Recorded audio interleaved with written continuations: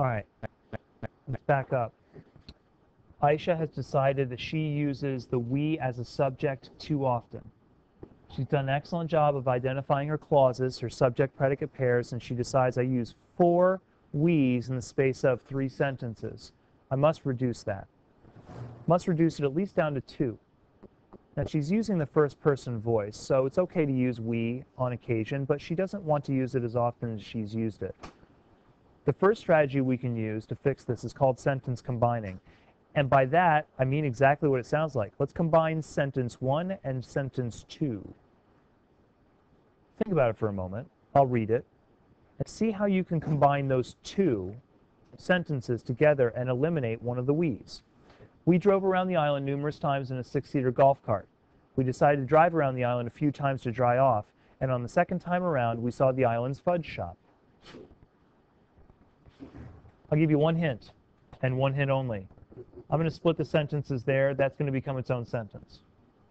So the sentence will stop right here. Mansoor?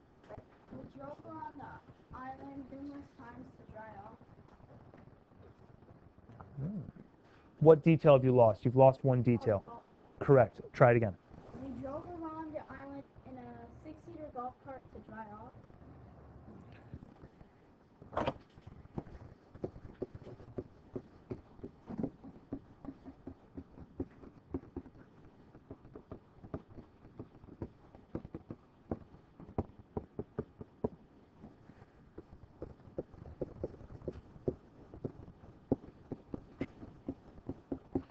I'm going to add one little other detail, Mansoor, that I think is necessary.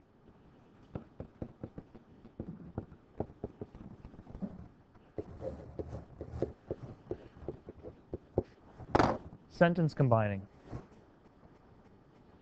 We drove around the island in a 6-seater golf cart numerous times to dry off. Mansoor's got it. Whenever I see you folks writing 2 sentences back to back with the same subject, I think, man, just state the subject once and carry the 2 actions into one sentence. And he did it. He took the ideas and pared them down, cut some words, and now that sentence is much clearer.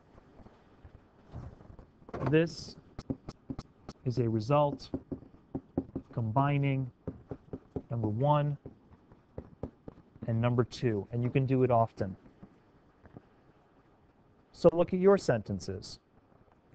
Does anybody see a case where you see 2 sentences back to back with both start with the same subject and possibly even with the same verb? Kurt? Yeah. Give me an example. Read it, please. I would wish for $1 million or more. I'd wish for $1 million or more to buy a large house. I would buy a house with a pool, game room, and hot tub. Oh my gosh, stop, please. It's beautiful. It's perfect. I hope you all heard it. I'll read it again. I would wish for $1 million or more.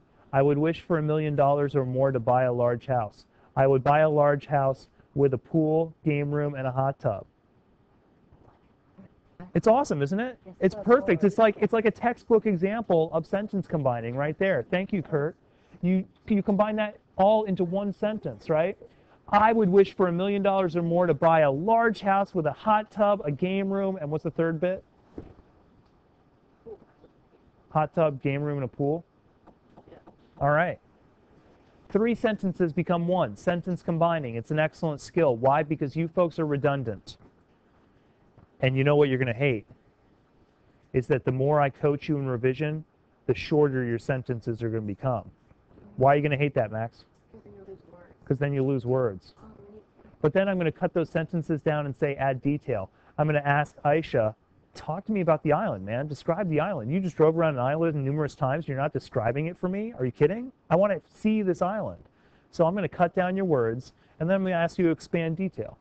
And then you'll have language that's clear to the point with a lot of detail. I still want to rid ourselves of another we.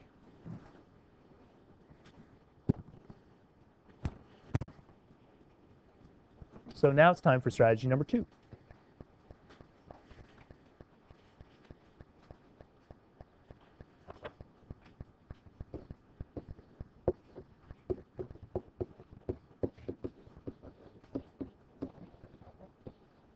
This is strategy number 2.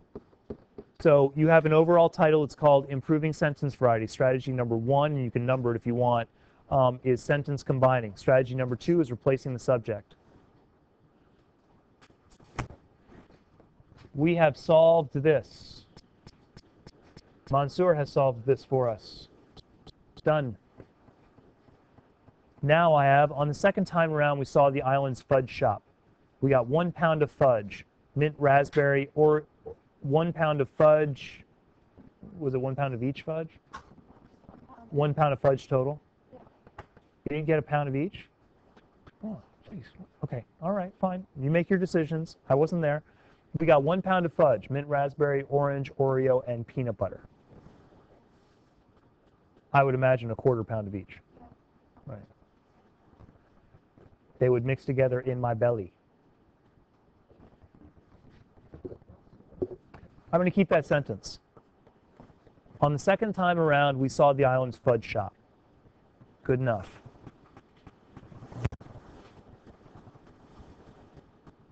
Yes? At the fudge shop, we got 1 pound of fudge. You just moved the subject. You haven't replaced it. At the fudge shop, we got... I want, and here's what I mean by replacing the subject. You guys don't know what I mean by this yet. I want to take a word that is not currently the subject and make it the subject. Let me give you an example. Last class period, one of the students said, one of the students wrote the sentence, I laugh a lot at America's Funniest Home Videos. Apparently Alexis does too. I laugh a lot at America's Funniest Home Videos. What's the subject of that sentence? I. Not the topic, the subject. Subject is I. She wanted to replace I. She's using it way too much. I laugh a lot at America's Funniest Home Videos. Can somebody rewrite that sentence with using America's Funniest Home Videos as your subject? America's Funniest Home Videos makes me laugh a lot. Now, I is nowhere to be found. The me is in there, but there's no I, and it's not leading the sentence. That's what I mean by replacing the subject. You look at the sentence. Aisha has a subject in there. She's got either implied or explicitly stated something that could be the subject. What is this sentence about? Abby, what draws your attention in the sentence the most? That last sentence. What's the sentence about? Fudge.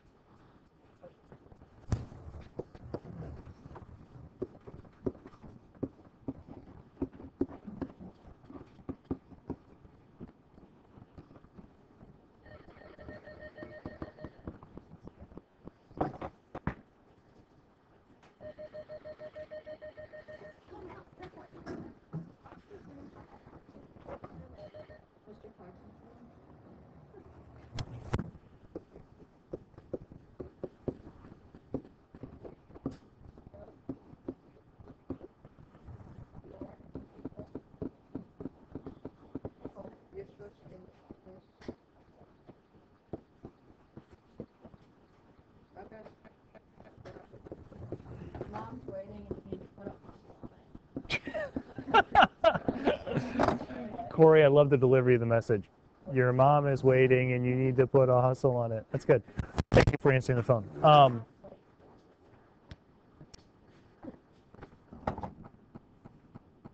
There's my subject.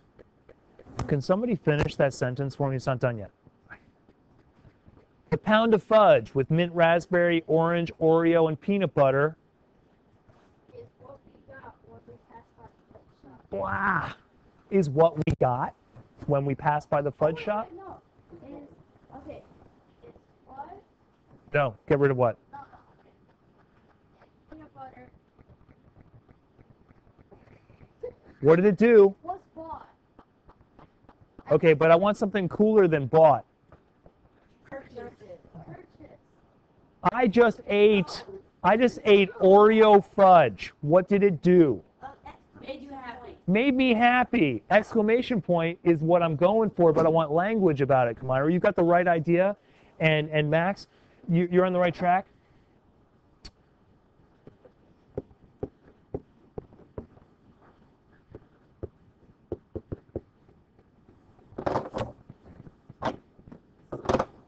Smile. Smile. Kamira, if your words are good enough, you don't need exclamation points. My job is to make sure that you can write with exclamation without using exclamation points. The pound of fudge with mint raspberry, orange, Oreo, and peanut butter made us smile. Let's read this sentence, or this paragraph now. We drove around the island in a 6-seater golf cart numerous times to dry off. On the second time around, we saw the island's fudge shop. The pound of fudge with mint raspberry, orange, Oreo, peanut butter, and peanut butter made us smile. I've rid myself of the wheeze. I've cut down the number of words. And I've included sentence variety because now I'm trading out subjects. The subjects are different. So the sentences keep moving. Question? Max, you look like you had a question. Two strategies. Sentence combining and replacing the subject. Those are only two of others. Does anybody see how they could replace the subject on one of theirs? Do we want to see other examples? Look at yours. Are you repeating an I or a we, Alexis? Okay, you're repeating an I. Can you give me the sentence, please? I'm sorry? No, just read one of them. I love their music a lot. I love their music a lot. Their music, how does it make you feel? You better know because you're writing about it. You're about to write about One Direction, and you need to describe to me perfectly how their music makes you feel. You need the words for it. Come on, let's help Alexis. We are looking at this sentence.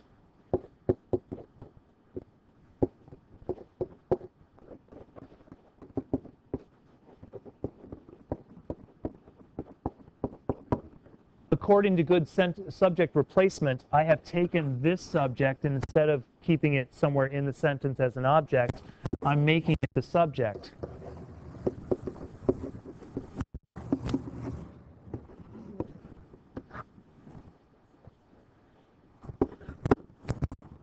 Max. Makes me what? Makes me feel awesome? It awesomeifies me. Yeah. The music makes me want to dance. That's not bad. It's pretty good. Their music makes me feel like I can take over the world. Wow. Their music makes me feel like I can take over the world. Wow. Can we throw any single words in there? Yes. Music. Just one word. I just want one word. Smile. Their music smiles me? If smile were a verb in that way, no, I don't want multiple words. Lizzie.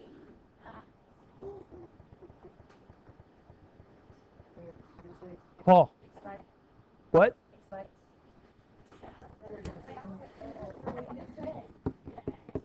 Sarah, what'd you have? That's what I was thinking. What else?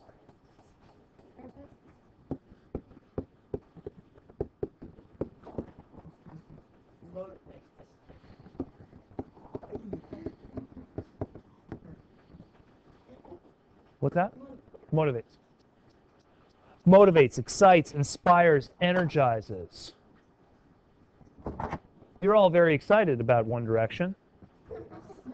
Maybe somebody might be made to feel serene and peaceful, so the music might calm Alexis. Maybe when Alexis is having it out with her little sister, as we've already discussed previously in this class, she listens to One Direction, and the direction calms her. Secures? It secures you? Like makes you feel secure? Is that what you're thinking? It makes you feel secure? Here's the verb, Kamira.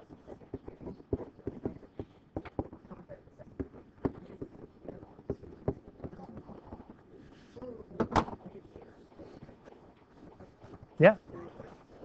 Reassures. Shh. Stop. So replacing the subject, throwing a new subject in the subject position sometimes forces you to think about a verb that is better than the verb is. because you saw that for a moment there you blanked on what verb you could use. Alexis did also. That's why she wrote simply, I like their music. She didn't write their music blank because a verb wasn't ready to her mind. That's the same with almost all of you. That's why you write in these structures. I'm forcing you to rethink that. And I'll help you, just as your fellow students will, to pick better verbs. Now look at what Alexis can do. Their music excites me. And then she can add a sentence describing how. Do you sing to it? Dance to it? No? Okay, so you express yourself by singing me too. There's no way you're going to get me to dance. You could offer me money, you could threaten puppies. I'm not going to dance. All right? But I sing, much to the embarrassment of everybody around me. So I might describe singing in my car as I'm listening to some of my favorite music. So if I'm saying it excites me, I'm going to follow that up with a sentence about how I express that excitement. So now Alexis has opened herself for an opportunity for extra detail, just as Aisha did too. And the writing is progressing. Yes. Wait, can I add a sentence? Sure, go for it. Their music fortifies the glands of happiness in my body. Their music fortifies the glands of happiness in my body. Not sure I want to explore that too deeply.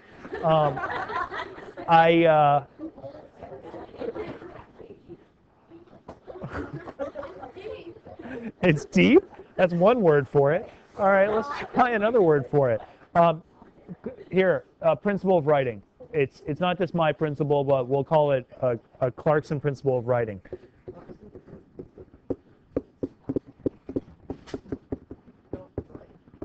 Yeah, just don't write.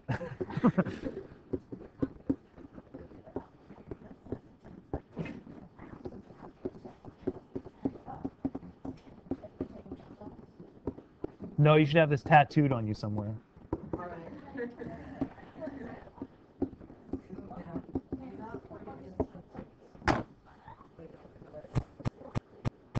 Monsieur, if you walk around talking in that way, feel free to write in that way, but I'm willing to bet you don't.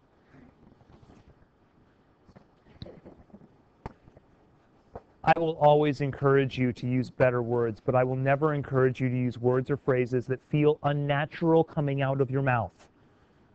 I think Alexis could say their music excites me and not feel like she's speaking unnaturally. You just do not use the words fortify and gland together in a sentence. All right?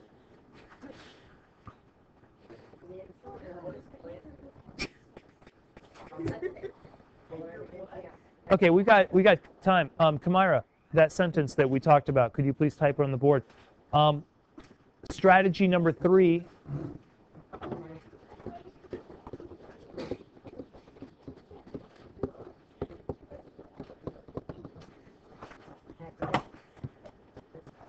Go for it.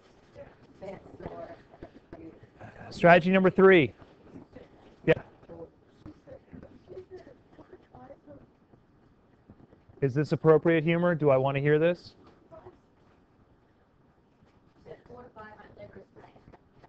Okay.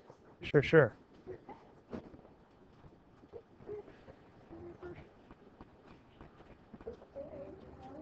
Let me explain what's happening. Some of you may write the opposite problem, where you're writing a number of sentences that are too long, contain too many ideas. How would you know this?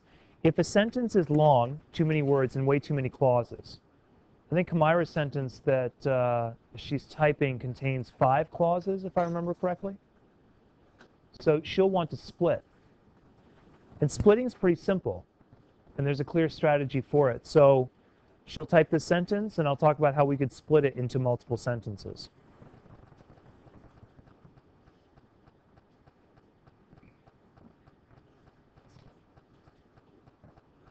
Good? All right.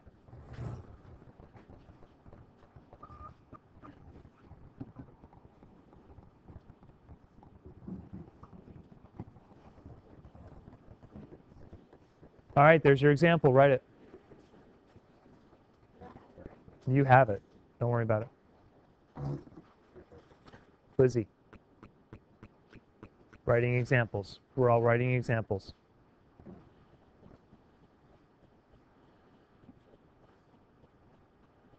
This is our example of sentence splitting.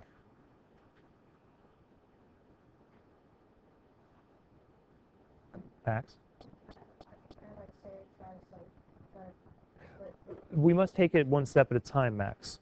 I know that you want to rush to the conclusion, but hold on a second. Not everybody can see it. I want to help everybody see it. And that means, Max, here, you can start me off on this. Can you identify noun-verb pairs for me?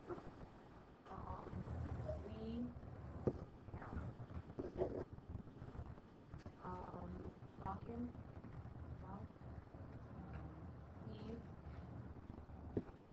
say,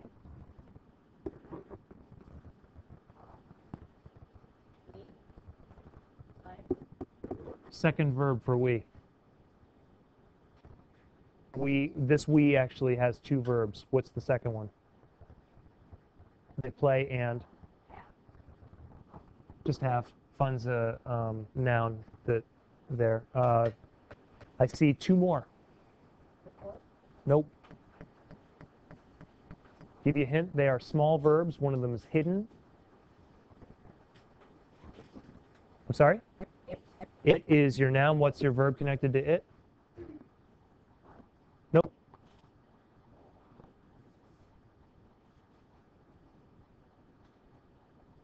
Paul. Max, you've done a wonderful job. Kamira, I know you know it because you and I talked about it. Bryce? That and is. We did this because in sentence splitting, you must identify the clauses so you know where they split. We always have a lock-in. That's when we stay at McCord all night long and we just play and have fun all night long. It was so fun last year. Can somebody tell me where one sentence stops and another one begins, where you might want to split? Max, you were on top of it. So where do you want to split? I'll split this twice into 3 different sentences. Give me one split. we always have a lock-in period. That's correct. Mansoor? All night long. That's correct. Actually, if you want to split it one more time, where else could you split? Yes. That's right. So what does this do? It might actually give us 4 small sentences that would be repetitive. We always have a lock-in. That's when we stay at McCord all night long. We just play and have fun all night long. It was so fun last year. But now, Kamira will take a look at each one of those small sentences and see if she can expand them into more detail. So we always have a lock-in. Yeah.